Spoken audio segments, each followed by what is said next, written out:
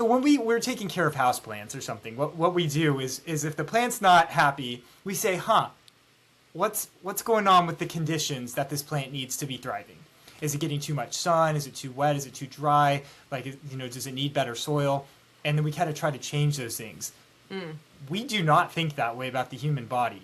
If the human body starts to have issues, instead of thinking, maybe this body is not being nourished, maybe there's something in the environment or something in the food that's bothering it, we just say, oh, it's broken, it's having problems, let's take this drug to get it back into place. You can't trust your body. Only we know what's best for your body, and that's just not how it is. We are like the plant.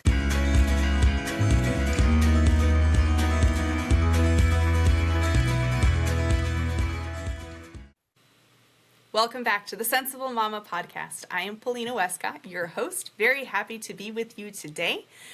Before we get started, please don't forget to like this video. If you haven't yet, subscribe to the channel and then share it with a mama that you think might benefit from the information that we're sharing here today. I was looking into some recent studies, and it shows that about 10% of moms struggle with mental health issues in the weeks and months following birth, which is a crazy number. That is way too high. People know that I've been watching my podcast. I am not quick to hit people with labels, things like postpartum depression. That's not to say it isn't real, but they can be so subjective. There's so much nuance in and around it, who experiences what in what way. But the bottom line is the modern Western medical system seems to have failed moms in this regard. And so that's what we're here to talk about today, and I'm really, really excited. We had such an amazing phone call. So looking forward to this conversation. My guest today is Dr. Brian Lamoreux. He is a naturopathic doctor and a licensed counselor, and you have a wealth of information in this regard, and I cannot wait to get into it. Me too. Thanks for having me. Absolutely. So one of the things that we talked about was this idea that, we might as well just jump right into the deep end, right? Yeah, let's do your it. body, I talk about this all the time when it comes to the birthing aspect of things. Your body is not broken. Your body knows what to do. Western medicine isn't some hero that is necessary for you to do regular bodily functions. And so as a birth doula, I've encountered now, I help the mom with the birth. We're into the postpartum period. I check in with them. And a lot of the time, there's struggle. Now, what do? I am not a licensed counselor. I understand things like mental health. I have some basic level understanding. I really have a good grasp of how the mind works and so forth. But there's so much to this postpartum period. So let's just dive in. What are your thoughts on this? What are your thoughts? Where to even start? Right? Yeah, so many things. Well, I think you were about to touch on what we were chatting about with Western conventional medicine has this idea that the body is inherently flawed and broken. And it's this sort of mentality of your body is stupid and does stupid things, and the only way that we can fix it is by giving it drugs and just hammering it back into place. And instead of thinking so when we're taking care of houseplants or something, what we do is if the plant's not happy, we say, what's going on with the conditions that this plant needs to be thriving? Is it getting too much sun? Is it too wet? Is it too dry? Does it need better soil? And then we kind of try to change those things. We do not think that way about the human body. If the human body starts to have issues, instead of thinking, maybe this body is not being nourished, maybe there's something in the environment or something in the food that's bothering it, we just say, oh, it's broken, it's having problems, let's take this drug to get it back into place. You can't trust your body. Only we know what's best for your body, and that's just not how it is. We are like the plant, and I love talking about this and trying to get this mindset out there of body is incredibly wise and will heal from so many things and do so many amazing things if we give it the chance to. Yeah. But so often, there's things that we're doing that do not give our body the chance to heal. It's amazing, and it's a hilarious analogy to compare myself to a houseplant, but there is so much truth to it. It's amazing. We do everything we can to fix the environment, right? We make sure, like you said, like that the soil doesn't have toxins in it, that there's not too much sun or too little sun or too much water or too little water or whatever. And we discover that different plants have different needs, which is like not shocking, right? Like cactuses don't respond the same way as a spider plant does, or some citrus tree or something else, you know? And so, like, okay, you're not a houseplant, fine, but it does make it really simple. All of a sudden we're like, huh, we don't go injecting the houseplant. We don't rip off pieces of the houseplant or stick things to it, or like, you're right. It's and we, our bodies are, I would say, as simple but wiser, right? Like it's has all of this, like you said, like regenerative properties. It's able to heal itself. If you break a bone, a doctor doesn't fix your bone. They don't go in there and they make the environment such that your body can heal itself. Yes. Which is so profound and so amazing. So yeah, we are just complicated houseplants, like, you know. Yeah, we just want to create the conditions for healing. So that's what we're doing by kind of bringing the bone, the broken bone close together so that like the body can do its thing. Are we doing that for mothers? No. No, not at all. No. We are not making conditions for pregnant women, for new moms to thrive. And that's something that really needs to change for so many reasons. You know, we are asking women to, we're putting all this pressure on going back to work as soon as possible. The United States is basically the only developed country in the world that does not guarantee federally mandated maternity leave, paid maternity leave. With everyone's just kind of fending for themselves. And I mean, like sometimes women have like a job that has that included, but I want to say that that's more the exception than the rule. Yeah. Agreed. And it's a hard thing to realize.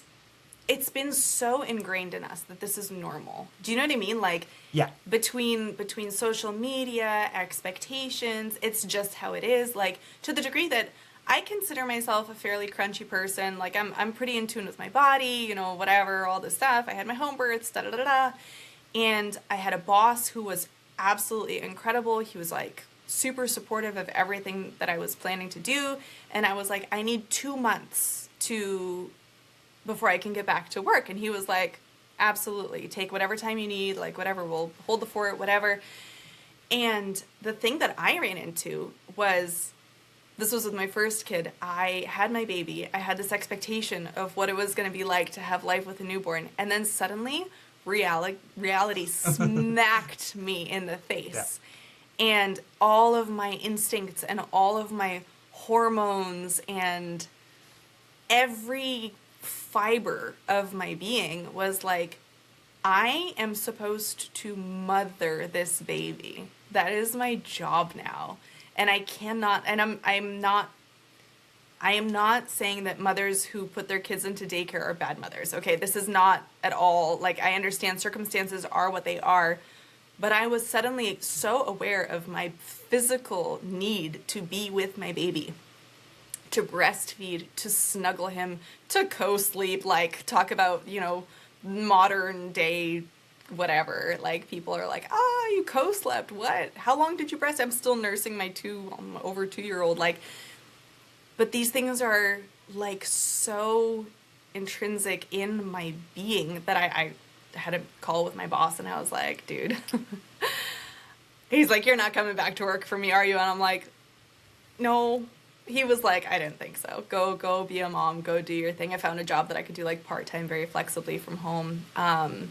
It's great. And it was incredible. It was so good for my mental health. And my recovery was tricky. It wasn't a walk in the park, but I am very grateful for the fact that I didn't suffer from any kind of depression. I didn't have the baby blues, as they call it. I was okay. And it was challenging.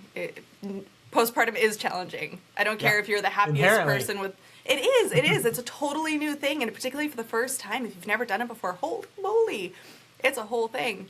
But I do want to get into with you, like, some, like, real practical things, you know, like, so, okay, reduce stress, right? Yes. You know what I mean? Like, okay, America is broken, I think, yes. Yes. No matter what side of the political line you fall on, you agree that some part of it is just broken, fine. But, like, what can a mom do to set herself up for a better postpartum period? Or if she's already in the middle of it, like, are there things that she could look at, like, things that she could consider that she could take as actionable sort of items? You know, like, what can I actually do about this? Yeah, and there's, I'm like, where to begin? So many things, Right. Yeah, and so, I mean, and without trying to get too, vague, it's like, oh yes, more support, right? But ultimately, one of the things so back to the kind of the stress piece.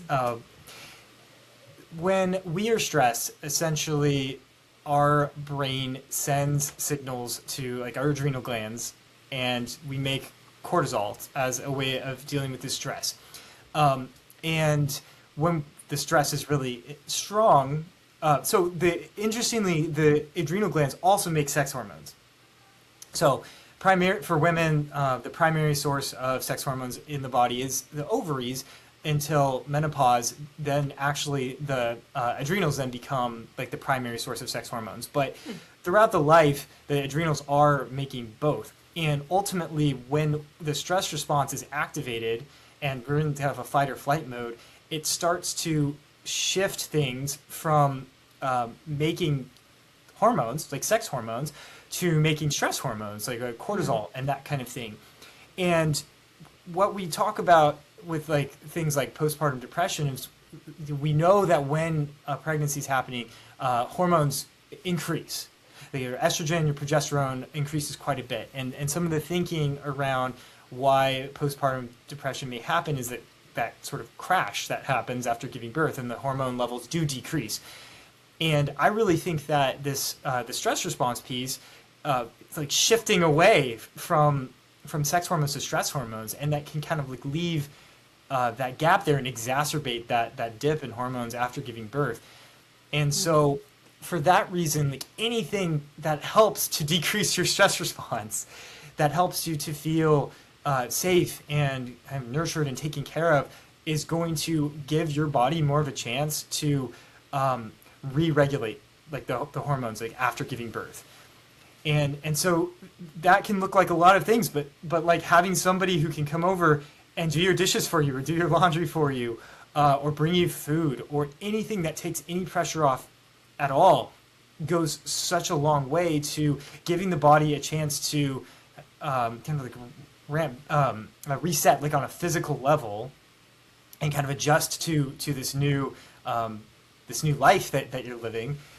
And so yeah, I mean, like, what can we do? I mean, as a society, we just need to be doing so much better of a job of taking care of new moms and giving them support, because it can be super, super isolating. It's like you give I mean, like, some women are lucky enough to have like other moms or other people in their lives, but a lot of women don't. And it's just kind of like trying to go at it alone with the baby. And so I think another thing that I really kind of push for is, if you are isolated and you do feel alone, kind of trying to deal with a pregnancy and a newborn, at the very least, like there's PSI, Postpartum Support International, has like these therapy groups, like so you can talk to other people who can kind of understand, because we're meant to have like this sort of communal this experience of like interacting with other people and not getting isolated. And so that's like another thing that can be very supportive and very helpful.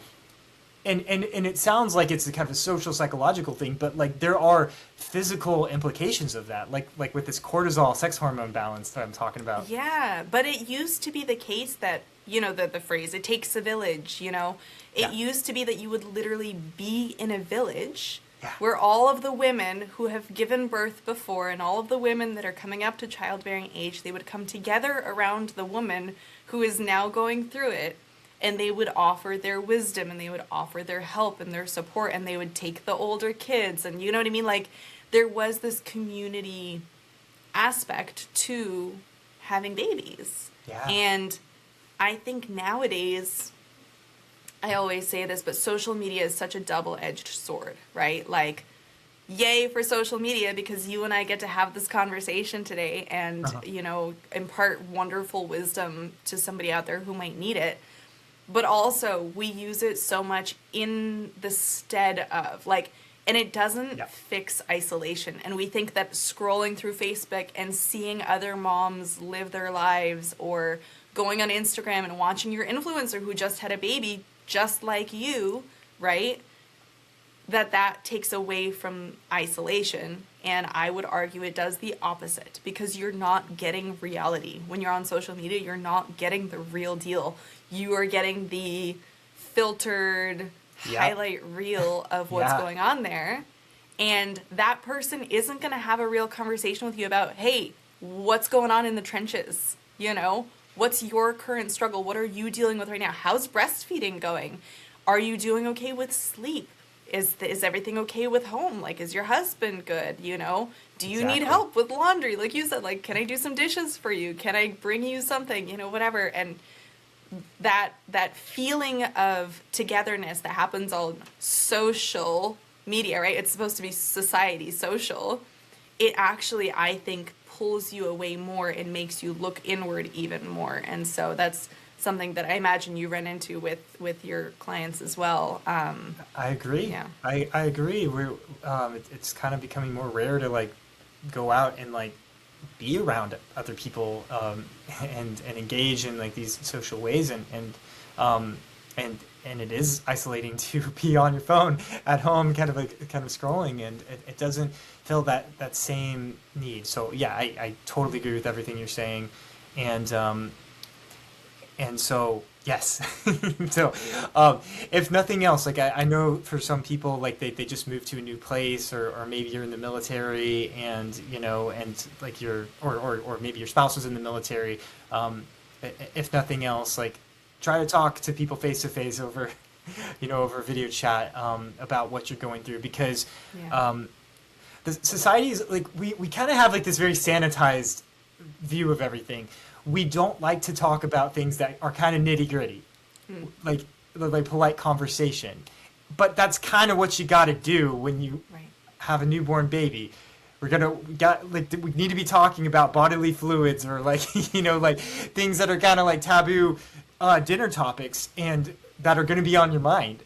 Yes. I mean, it's so true though. Like, okay, so I'm a birth doula, so I'm dealing with bodily fluid. Like, I've gotten used to it. I was laughing. My husband was walking behind me the other day. I was watching a birth video, because I find them fascinating and beautiful, and I learn a lot. And it was a breech birth, and so I was watching this video, right? Yeah. Which can be fairly graphic and talk about bodily fluids. And he walked by just at that very moment. He was like, "Oh, I was not ready for that," you know? But I'm like, so I'm used to it, But I remember with my first kid, I wasn't. And I was like, you know, whatever. I had like a blood clot, and I was like, is this okay? Is this not okay? And do I worry about it? Do I not? I'm on Google, you know? And I was like, whoa. So I like texted my midwife a picture, and I'm like, sorry, I feel so weird sharing pictures of this. You know what I mean? But these are the things that are on your mind. These are the things that you need to talk about, because otherwise you just all up in there and you end up losing your mind, right? Yeah. And again, as far as like talking about mental health during pregnancy or during the postpartum period, like if we are isolated and we were alone and we were just trying to like figure things out, or Google things, like, yeah, I mean, that's a recipe for kind of ruminating and just not feeling good. And the antidote is you know, like authenticity from another person who cares about you. Yeah, which actually is another point. We didn't talk about this at all, but I think it's a valid point to bring up at this sort of junction is husbands. You know, yes. This is a scary time for husbands. For new fathers, postpartum is scary. Like, it's a lot going on. There's a new little baby, there's poop, there's, you know, your wife is bleeding. Like, this is not normal, you know, like a lot more than usual. She's moody. Suddenly her hair might start falling out. She's stressing about that. Then the milk comes in and oh man, it's like, it is crazy town, right? And I remember one conversation with my husband. I was sitting on the couch. My milk had just come in, and I felt, the only way I can describe it is like I wanted to implode and I couldn't, which is, I don't know what that even means, but that was how I felt. And so I'm sitting on the couch like this, like I'm like tense and I start crying, and I'm like holding the baby, and he comes over and he's like, what's happening? Like, this is not normal for me. I'm a very like happy, bubbly kind of person, right? And he's like, what's happening? And I'm like, I don't know. And he's like, okay, are you sad? I'm like, I don't know. He's like, is something wrong? I'm like, I don't know. He's like, can I do anything to help you? And I was like, I literally don't know. Like, I have no concept of what's going on right now. I'm just going through it. And the most wonderful thing, he didn't need to be an expert. He didn't need to, you know, of course it helps if you study the books and you read the things and you listen to the podcasts and you're an educated partner that can like be an expert in all of this, but you don't have to have that. What you do have to have is an absurd amount of patience, empathy, and just the willingness to be in the trenches with her. And for me, that was so valuable, where he was like, cool, I'm just gonna hang out with you. And I was like, cool. Love it. Yes. That's all I need, you know? And then I was out of it and it was fine. And I was like, milk came in, I figured out the breastfeeding thing, it was great. But like, that moment was so intense. And for somebody who's dealing with something strong, like postpartum depression, where that is a lasting thing, like husbands, partners, moms, sisters, you know, try not to get frustrated because she's saying she doesn't know what's happening or she doesn't know what she needs. She truly probably doesn't. She's not just trying to be a pain in your ass, you know? She really just needs you there, which is so cheesy and so cliche, but it's so true. But so true. So true. Our society's very impatient. We're like, okay, if this does not fit within like this 15-minute like block that I allotted on my calendar, then you know. And so I'm so glad to hear that you had that some flexibility with your situation with like your job when you first you gave birth, because like this idea of just like making space for things and then kind of feeling it out and see what happens, like that's not how our society operates. Our society's like, no, we need to be a tight machine. We need to have everything scheduled and optimized, and if it doesn't fit into this box, then well, make it fit into that box. Yeah, I think that's new. Like in the grand scheme of things, I think that's new. I think back in the day, before technology, before, you know, the Western world really exploded, I feel like you used to have time. You used to take it easy. You had to take it slow. You know what I mean? Like, and now getting bored. Yeah, it's like a lot of people like, I mean, there's kind of like a boredom, like while you're stimulated, you know, boredom of like, there's nothing good on TV or on Instagram or whatever. But yeah, no, it's like, we don't have like a lot of gaps in our lives. And that's unfortunate, because when there's really intense things happening in our lives, like all the transitions that come with parenthood, like there's no space to sort it out and to adjust and yeah. Everybody's looking for the quick pill to fix it, right? Yeah. They're like, I just want to pop something and have it all go away. Like, those things exist, you know, to some degree or another, but they come with not so good side effects and risks and stuff like that, right? So people are like, oh, can't I just take a drug and make it all go away? Which, you know, I talk about this a lot about childbirth, where I'm like, yes, you can make the pain go away, but it is not without repercussions, you know? I'd like to throw it to you for postpartum. Like, I imagine people would go and they'd see their psychiatrist and try to get prescribed some sort of medication or something, but what are your thoughts on that? Yeah, and so I try to be really careful, because I never want to make anyone feel like judged or you know or like for leaning on medication, because the reality is for a lot of people they can get some benefits or some improvements from like an antidepressant or something like that.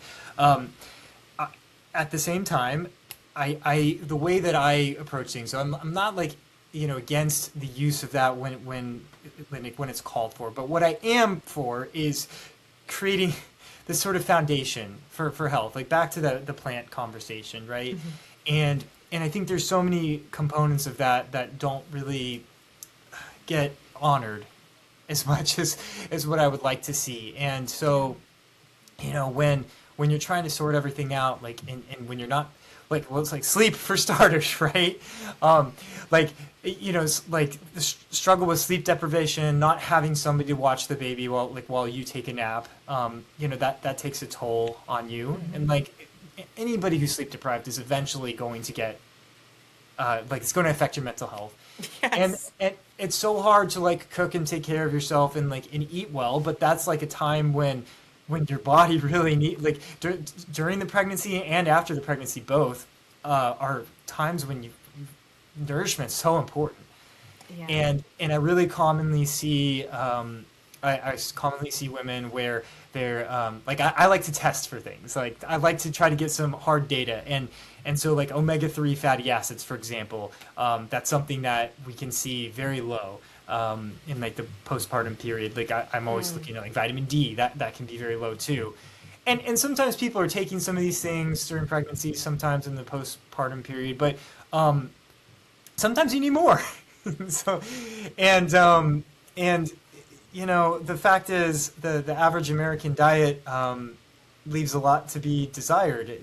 There's a lot of things that are not very friendly to nourishing your body. And I think a lot of people are recognizing that now, that there's so much added sugar, so many kind of like processed things, like preservatives, things in our food that are not great. Like, it's like packaging that's lined with BPA, and that's not ideal for for a woman's mental health, like during pregnancy, during the postpartum period. And so got a whole checklist, right? Like we've got kind of like these social factors and stress factors, but then from this biochemical standpoint, like you just grew and birthed another human being.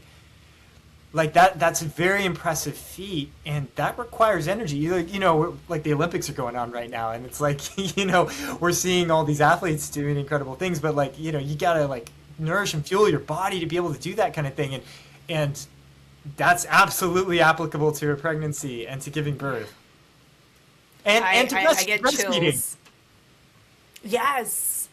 Well, so you and I were talking about prenatal vitamins, right? You mentioned like vitamin D, omega-3. There's lots of others that are, vital nutrients, minerals that are vital nutrients for growing a baby. Yeah. But this is, we can talk about prenatals and the flaws in those in just a moment. But one of the things that I've discovered is that women are like, it's a prenatal, so I'm going to take it while I'm pregnant. And then as soon as I pop that baby, no, I'm keep not doing gonna it. take him and Keep I'm doing like, it. what are you doing? No, like you're like, I'm gonna like just jump off a cliff now. I'm just gonna like all the support that I've given my body.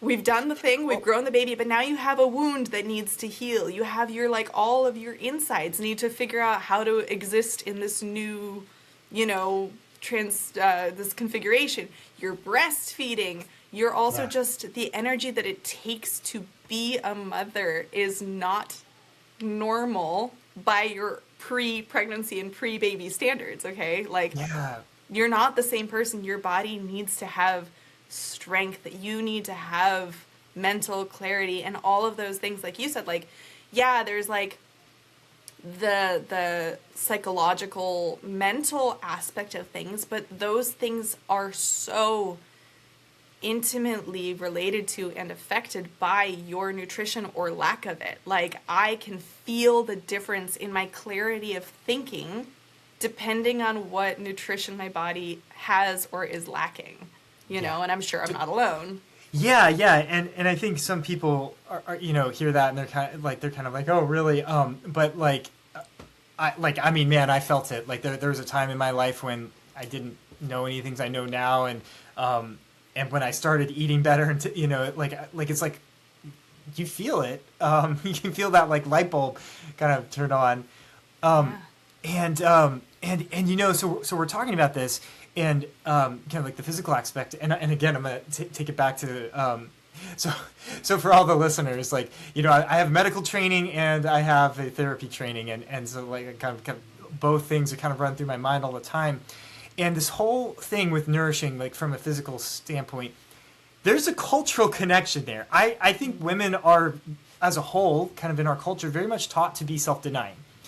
And there's this and then that's sort of reinforced. It's like, it's all about the baby. It's like the mom gives birth, and it's like, great, like, how's the baby doing? Like, let's take care of the baby. And then how often are we taking care of the mom? And during that stretch of time, it's kind of sad. I think like our culture makes women feel like, okay, you did your part by giving birth, and now you don't matter as much anymore. Like, so much. What you're saying, I'm literally getting chills as you're saying this. I'm remembering when I had my first kid, and like the first week postpartum, I gave myself some grace because I was like, I'm asleep whenever the hell I want. Yeah. But then it came to a point where I was feeling guilty, not because anybody was telling me anything. Okay, there was no external, like, in that moment, there was no specific influence that was like, you should feel guilty about this. In fact, I had the opposite. I had people encouraging me. They're like, go take a nap. Like, just go take a nap in the middle of the day. And I was like, but there's so much to do, and I wouldn't dare, and I have things to do, and I need to find this, and I need to finish that, and the laundry, and and it was like all in here. Or, for the most part, some of it was just societal, whatever. Like, there's this expectation, like you said, like this guilt, this self-denial, where I was like, it's a nap. My body needs it. What is happening? And I still, like, it's still something that I struggle with nowadays. My husband would tell you, like, he's like, you slept 2 hours last night. You were up with a sick baby all night. Take a nap in the middle of the day. And I'm like, I have to, like, force myself into it. Yeah, like trying to like undo some of this programming, because new moms are very focused on like, hey, like I gotta feed and nourish my baby, not as much prioritizing like how do I feed and nourish me. And then everyone else kind of feeds into that. And so like sometimes like eating good food and taking care of yourself, like it can just kind of get lost in the mix. And then of course some people just don't like swallowing a pill, and they're just like, the second you get to a point where like I don't have to take a prenatal, like, and I get that.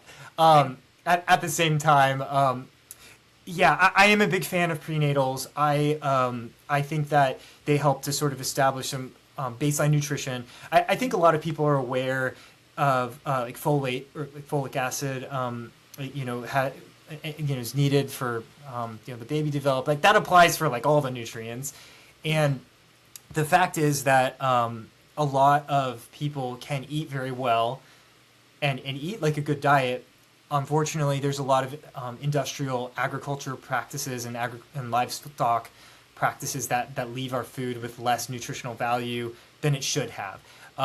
So there's a lot of food that's being grown in soil where the nutrients have been depleted, and then there's like less magnesium in the soil that can make its way into the plants, and that the plants then feed the animals if you're eating the animal. And so unfortunately, and I see this like with like doing nutrient testing, we can do like eat a really good diet, but then people can still come back deficient in things. And then to kind of tag on to that, everyone's different. People have very different nutrient requirements. Like 2 different people may need way more of one, nutrient than another. So that's like a huge component. And then some people are just not digesting and absorbing the nutrients. This is like a whole other category because, if we're stressed and eating on the go and like there's, most people have heard of fight or flight mode, and then the opposite of that's rest and digest. And a lot of times we're not in that calm rest and digest mode where we can then actually break down the food, get the nutrients out of it. And so sometimes people like are eating enough on paper, but they're not getting what they need from it. So there's so many considerations with that. And so like a prenatal is kind of like a baseline starting point, but that's all it is. It's kind of like an insurance of like the bare minimum. But then we need to go above and beyond that, like with what we're eating, and then some people may need like even additional support and with certain nutrients on top of that, depending on their constitution. So interesting. We didn't talk about this ahead of time, but I'm hoping you could share what kind of testing. Like let's pretend I am pregnant or newly postpartum. I have some concerns because I'm not feeling my best. I'm feeling sluggish, or I just feel like I'm not recovering well or something. Like I'm thinking about myself postpartum with my first kid, right? Yeah. In that moment, like it took me a solid 6 months to feel anything like my normal self, which in my opinion was too long. There's probably some things I probably could have done different. So let's talk to me 4 years ago. Yes. What kind of testing, like aside from just obviously go see a nutritionist, that's probably would have been a good place to start, but what kind of testing is available out there? What could I have done in that moment to find out what specifically was perhaps wrong? Yeah. And so some of the testing is routine kind of blood work that we can get. So that would look like vitamin D, vitamin B12. We can easily test for those two things. Iron's a big one. There's a big iron requirement, and I'm a very big proponent of testing something called ferritin. So ferritin is a storage form of iron, and so it's possible to not be anemic, and for your like blood iron level to be normal, but then your iron storage is extremely low. And in that situation, I argue that you still need iron to support yourself. And so I see that a lot with women, and low iron can certainly lead to anxiety and depression. And so not to mention like fatigue and all the things we associate with being anemic. But that's another one that's pretty routinely available. And then we kind of start drifting into things that are more, there's different, so naturopathic territory, functional medicine, integrative medicine, precision medicine. These are all kind of different terms that get thrown around. That is doing more comprehensive testing that's maybe may not be covered by insurance. It may look at like a greater variety of things. And there's a lot of really cool stuff out there. Like we can see really comprehensive information about what's going on with your biochemistry, what's going on with your nutrition, doing blood tests, and then sometimes like we might make use of other tests too, like through urine or even hair samples. Interestingly, for I've heard of that. Yeah. Yeah, for certain hair sampling can be good for certain minerals, because some nutrients are easier to test for than others, and vitamin D, iron, B12 are very easy to test for.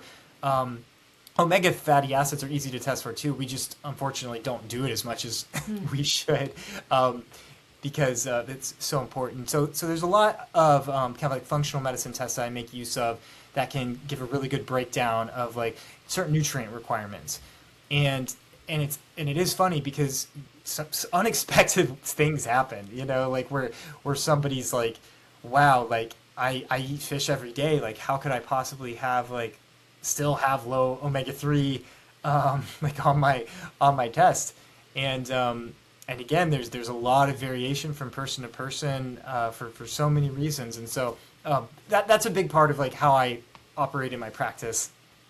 It's really, really cool listening to this because I have a tendency, just in general in living, to be I'm not anemic, but I'm always like teetering on the edge. And so it would have been interesting to find out, like I was taking a supplement. I continue taking the supplement postpartum too, but it would have been interesting, like I had my blood work being done throughout my pregnancy, and I was watching my levels because I was like really intent on making sure I didn't become anemic through pregnancy, because I knew that would come with its own issues.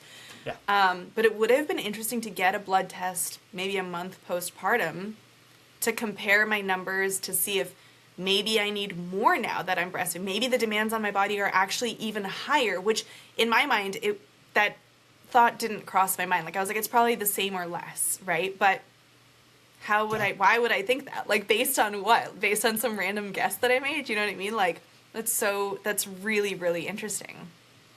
We've come really far with like our science and technology as far as like ways of doing those things, and a lot of them are still kind of considered like new or not really, haven't really found their way into like standard conventional practice yet. But it is nice, and sometimes like just a peace of mind. You know what I mean? Like, because sometimes we're taking something and we're like, is this actually helping me? Is this actually hurting me? And actually seeing the improvements on like a blood test can be really reassuring that you're on the right track.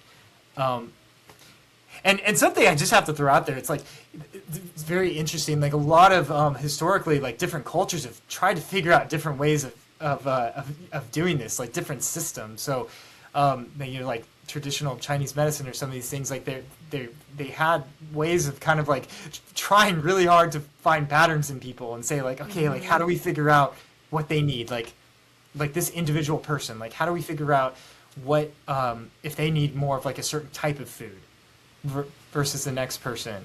Or like Ayurvedic medicine is also similarly basically making an effort in that same direction. Right.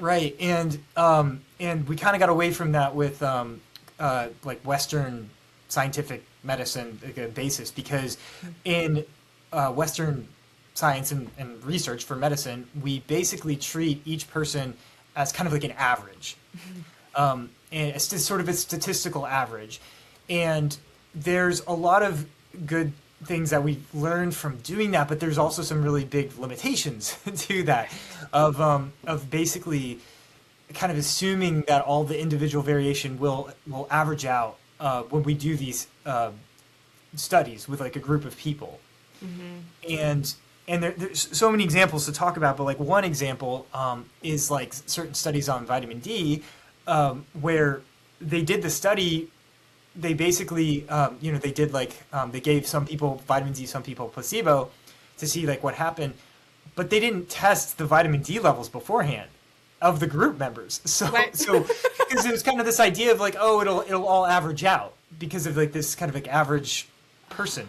But it's like, but there's no such thing. And so ultimately the outcomes, the statistical outcome of that is going to be different than if you say like, hey, like we're going to design the study where we're only including people where we tested their vitamin D and saw that it was low before giving it. And we have developed the capability to do that for so many different things. And we've learned a lot about genetics and epigenetics. So one really common gene that has been getting a lot of press is MTHFR.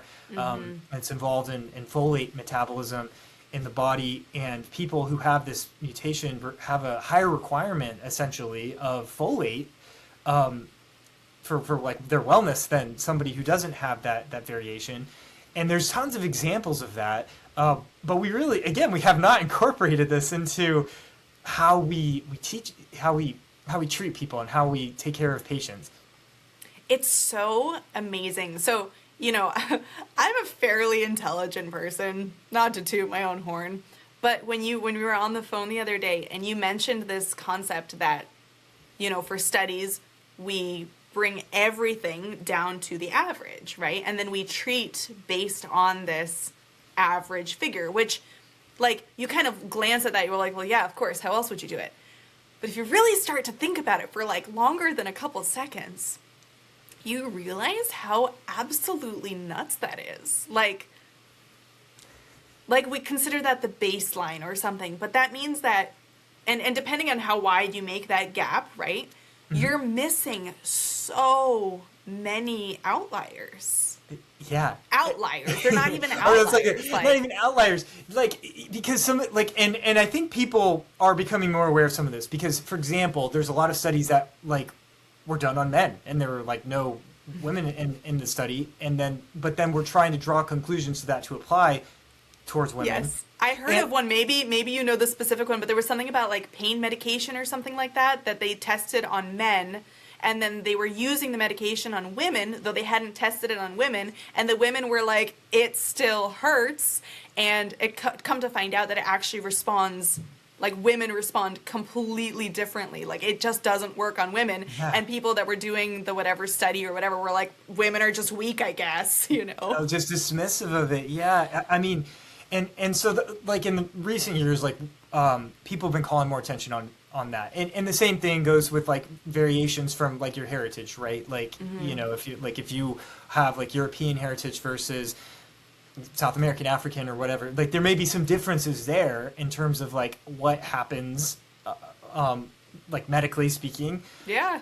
And we don't, and it's we are very people put a lot of faith in research, and again, like there's good things about it, but it's not perfect. We do the best we can, and a lot of times I don't fault the researchers, because like putting together a research study with like, you know, a certain amount of funding and just trying to like recruit people, it's not easy. At the same time though, like we can't act like it's the end all be all, especially if we're not representing males, females, people of different races, like in or like even better yet, again, like finding ways to classify people based on like certain genetic patterns, for example, like people who have MTHFR gene versus who don't.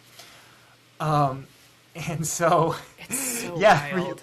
It's so wild. I mean, I am known to be a skeptic of research and studies because I'm like, I've got a little bit of a conspiracy theory minded, you know, brain or whatever, where I'm like, who's paying for the study? Is Big Pharma paying for the study that tells us that Big Pharma is good for us? I think there's bias in studies, and a lot of people spend their whole career trying to figure out ways to make studies less biased. But like, man, you know, like just calling the reality what it is. You know, we're like using some of these we can use this research as like a tool, but we just got to take it with a grain of salt, because at the end of the day, it's a living, breathing person who's unique based on their genetics, their life experience, and what's going to work the best for this person. You have to look at the person in front of you. I talk about this about parenting all the time, where I'm like, there is no one-size-fits-all approach to parenting. How you parent, how I parent, how my mom parented, you know, like, we expect kids to fit into this cookie cutter, where we're like, all children must behave this way, and they must respond this way, and when you do this, they react this way. And I'm like, but we don't expect that of adults.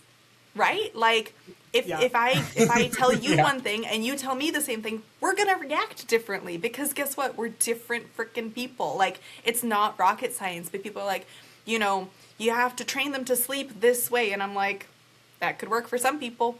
You know, you have to wean them off of this at that time, or you have to do co-sleep, don't co-sleep, vaccinate, don't vaccinate, medicate, don't medicate, natural birth, water birth, cesarean. Like, I'm like, there's a million different choices you have to make. And at the end of the day, what you need to do is consider all of the information that you know. Yes, by all means, be educated, learn things, get knowledge. That is, like, knowledge is power is not just a cliche statement. It is true.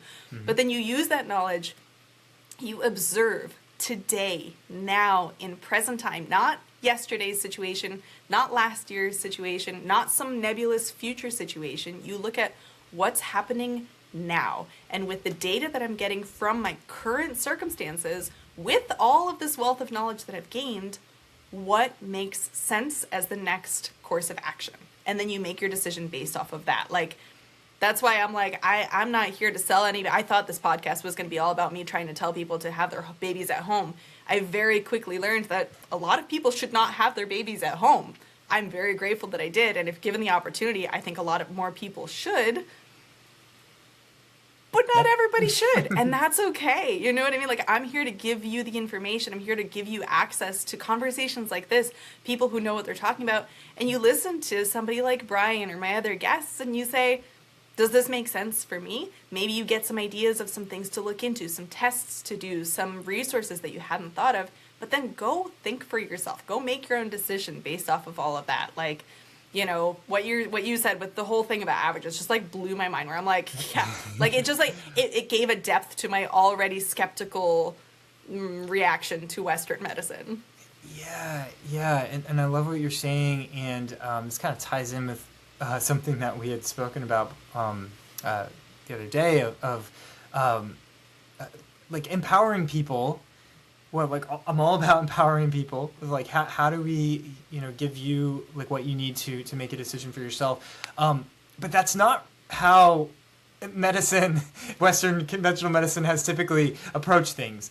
It's been very much like, this is what you need to do, and I will be offended if you question me. Yes. It's this mentality of like, again, like it's a very patriarchal component to it, where it's like, I know what's best for you. I'm the doctor. You don't know anything. Like, just listen to me. Ignore your own experiences. And people, unfortunately, like often feel like they don't have a choice but to buy into that, and sometimes end up with experiences like that they're not happy with because for that reason. And so I love when we can help people advocate for themselves and things that may make more sense and work better for them. And I love that. I feel like we're moving that direction as a society. Like more people are feeling comfortable to do that. I really think you're right, and I'd like to think that's not just because I am an aggressive optimist. I'd like to think that is really, again, like that double-edged sword of social media. Like we're starting to get more access to different ways of thinking. That's not to say you have to agree with every different way of thinking, but being open to hearing, maybe there's a different way. Maybe there's some other way of looking at this, or some different approach or something like that. Like with the internet, it's so easy. It's really easy to get your hands on some really weird information too. Yeah. But if you are discerning and you are intentional about the way you do it, it can be so, like you said, it's so empowering. And I feel like that word gets so thrown around in such weird ways. Yeah. But it's the truth. Like it's giving somebody their power back, and you should have that power as an autonomous individual. You know what I mean? Like you should be in control of your own health, and you should use people like you, like naturopaths, like people who have knowledge to help you, but they are not the authority over your health. And like what you're saying, it happens all the time in birth where you need to do this, and then there's fear mongering that comes with it. If you don't, your baby will die, which I could go down a whole episode about that, but I'm sure you've encountered that and dealing with people. And I mean, there's just a lot of problems with this system and making people feel like a number, and that's one of the nice things about working with midwives and doulas, that like generally helps with that, having a home birth, like you may be more in control of your experience. I tell patients all the time, you're the expert of your body and your life, and I can share the things I know and what I think will help you, and then like ultimately you have like the choice of whether to incorporate that or not. But I like that mentality a lot better than bullying people, to be like, and making them feel, again, the fear mongering, and I understand like why it happens. Like, it's like people are just, again, it's like trying to do the cookie cutter thing, like, and just like, kind of another number, like, oh, how dare you not fit into this box that I'm trying to put you in, that I put everybody else in, whether they like it or not. And then you're talking about cortisol levels spiking, yes, right? Like, yeah, exactly. Here we are. We're like, as a doctor, they're probably in this like thing where they have to stay within certain parameters, or else insurance companies drop them. Hospital policies, malpractice, lawsuits, all these things that are like, and so then that gets pushed off on the mothers and the patients and whoever else is going through the hospital, where they're like, if you don't, then I will, because they have that pressure. So now the mom's feeling stressed, her cortisol levels are spiking, her hormone drop at the end of pregnancy is astronomical, and we end up with postpartum depression. We wonder why. It's like the system is rigged is like such another cliche word, but it is rigged against you, and you have to take back control. Like that's the way out of it, right? Again, like, advocate for yourself. Like, the like, doctors are not perfect. The insurance companies are not perfect. Like, it's like they, and I think people know that. And again, I just think it's hard to to know how to, because you like, without the knowledge piece, without like somebody, I mean, it took me a long time. Like, you just, like, you learn what you're taught, and it took me a long time to challenge a lot of that and learn things that, like, led to that. And I think that was your story too. Yeah, so amazing. I feel like we could probably go on for hours more diving into all sorts of nitty gritty, and maybe we should do an episode that, like, really gets really into the trenches of, what kind of physical things can you do to support yourself postpartum. We'll save that for another time. This has been such a wonderful chat. I am so glad we connected. Me too. Yeah, thank you for joining me today. It was really wonderful. Yeah, thanks for having me. Where can people find you if they're looking for you, for your services, your knowledge? If you're in California, my website is orchardintegrative.com, and that's my clinic here in California. I do some work with people on the East Coast through floranaturopathics.com, and we may be able to put that in the description or something, Absolutely. right? Absolutely. So those are the two places to find me if you want to look me up. Fantastic. And I'm going to plug your new but soon to be fiery Instagram, which is where I found you. Yes. Feel free to follow me on Instagram. I have started posting more regularly than I did in the past. Wonderful. Yes, and I'll put a link to that below too. Thank you, Dr. Brian. Thank you so much. This has been such a wonderful chat, and I am so glad we did this. All right, bye everybody. I'll see you guys in the next episode.